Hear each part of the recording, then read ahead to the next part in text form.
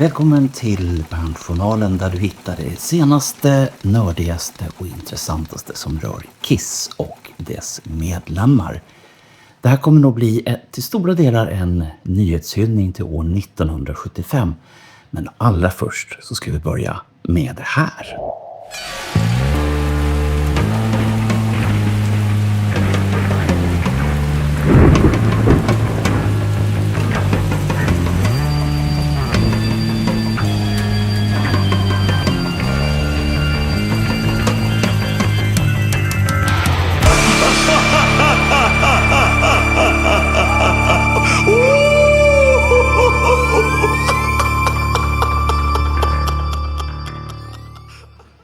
Ora, du har nog sett den.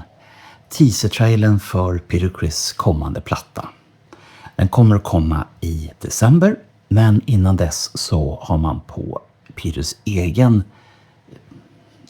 musikhemsida Bandcamp kommit ut med singeln Creepy Crawlers där du kan höra absolut hela den låten.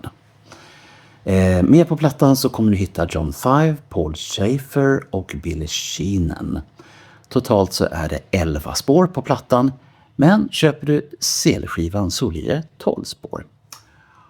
Och vad är det du kan välja mellan? Jo, ska du köpa LPn så kan du välja mellan en svart, en vit och en silver.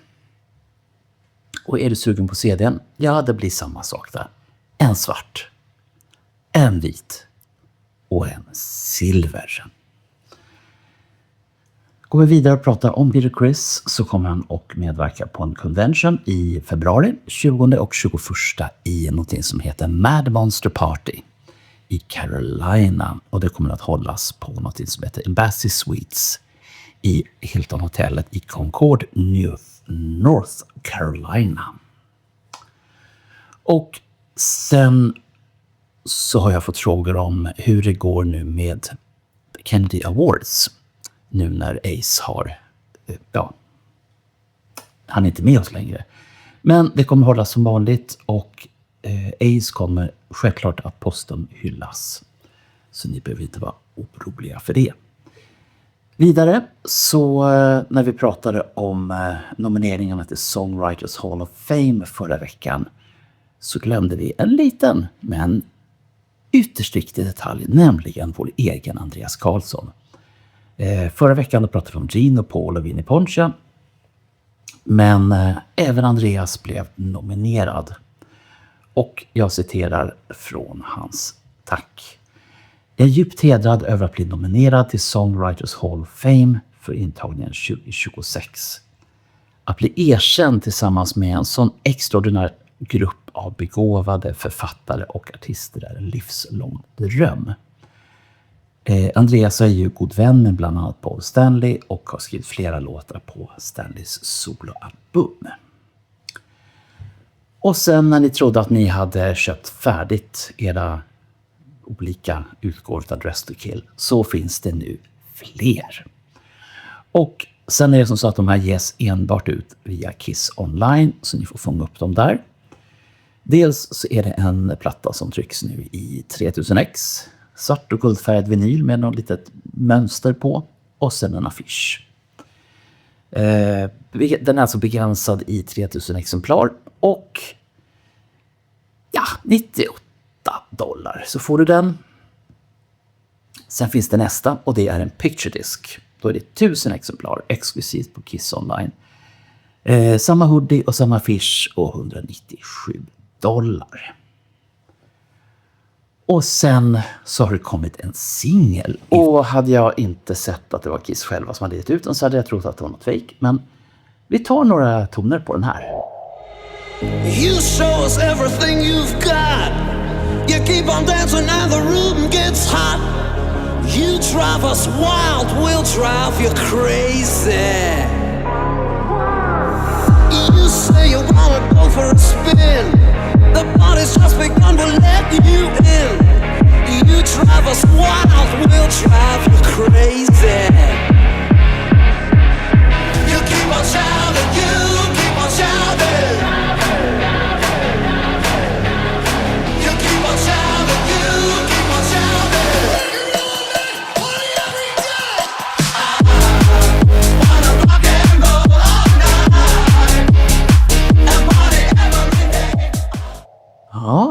Lustmord eller inte, det får någon annan avgöra. Men Kiss själva har gett ut den, så då är det väl bra grejer helt enkelt.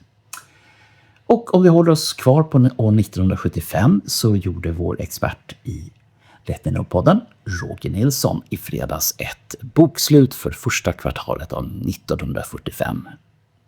1975 ska det vara. 1945 var knappt Kiss påtänkta. Det är i alla fall 2 timmar med nostalgi och ja, man kan inte säga något annat än att det kommer bli bra. Eller det var bra, eller är bra. Och nu på fredag så blir det en livepodd på Let Me Know-podden som kommer att handla om precis den som jag nyss lyfte upp, den stora Dressed Kill-boxen. Och det börjar på fredag klockan 20. Går vi vidare bland nyheterna så har vi den flitiga författaren Alain Belcia. Han är belgare från början men bor sedan många år tillbaks i Japan. Han har gett ut han har gett ut en bok som heter Kiss Made in Japan, The Complete Vinyl and Ephemera. Och den handlar helt enkelt om alla LP-skivor utgivna från 75 till 2016. Det är omslag, det är etiketter och alla OB-varianter som är förklarade. Alla 7-tum-singlar finns med, både de som finns i butik och även reklamgrejer runt omkring. Och det är affischerna, och det är reklammaterialet, det är flyers och det är... Ja, ni känner Alain, det är allt. Och så ska vi hoppa fram ett år, en grej som precis dök upp på YouTube som vi har fått flera tips om att bevaka. Och det här handlar om en konsert den 28 mars 1976. Exakt 2 månader innan de stod på scen i Gröna Lund i Stockholm. Ta en titt på det här och säg, är de inte heta så vet jag inte vad.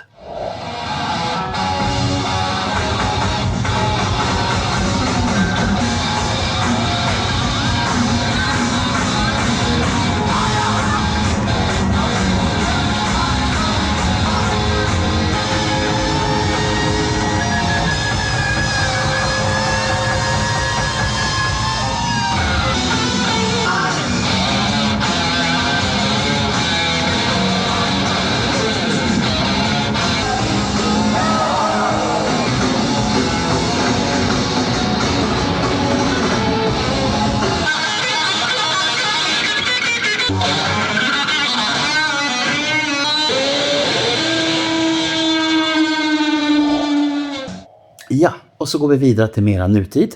Och det handlar om någonting som heter Kiss Symphony som vi rapporterade om för ett par veckor sedan. Och frågan vi har fått är ju förstås, kommer det här att äga rum även i Stockholm? Jajamän, för nu har det kommit ett datum.